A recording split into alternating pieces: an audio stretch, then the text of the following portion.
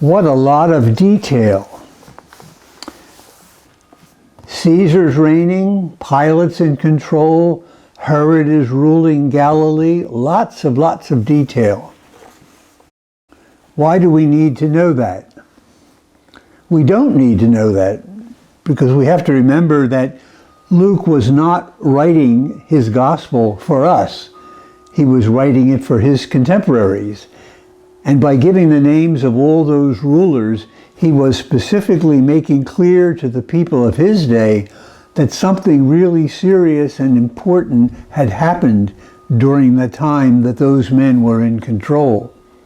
And what had happened was, of course, that God had come to be among us in the flesh, in the person of Jesus of Nazareth.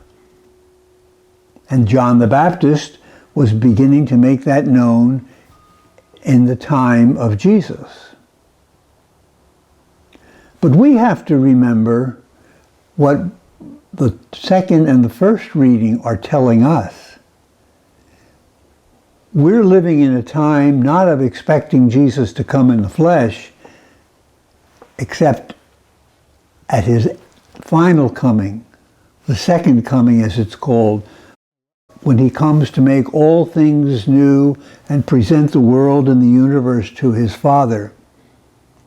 But you and I are also involved in his daily coming, when he comes into our lives in the multitude of ways which we sometimes miss because we're not attentive, because perhaps we're not prayerful enough to see the face of Jesus coming to us not in the flesh of Mary's son directly, but in the flesh of our brothers and sisters.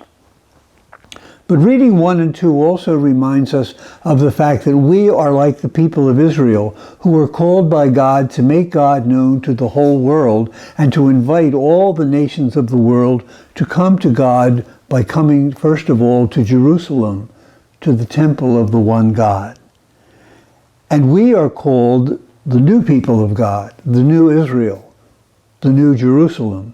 And we are called to bring the world to Jesus in the time between his first coming and his second coming. We have been gifted with the presence of Jesus of Nazareth. We are his disciples. The gift of God's presence has been made known to us, and we have accepted it. But we have to remember that a gift is only a gift once it has been accepted. Before that, it's an offering. It's a possibility. But eventually it becomes a gift when the one to whom it is offered accepted it. And in this time in history, you and I are the gift givers because we have been gifted with Jesus, and Jesus is calling us to give that gift on to the rest of the world.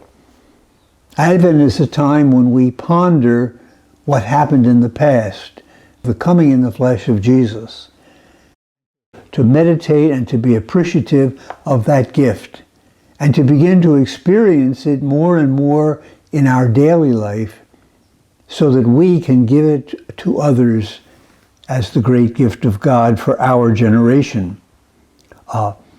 We are the voice of one crying in the wilderness of our day, and perhaps we're not being heard too clearly because we're not crying out loudly enough. Advent is a time for pondering what we have received and to make up our minds that we're going to give it away to all who will receive him, Christ the Lord.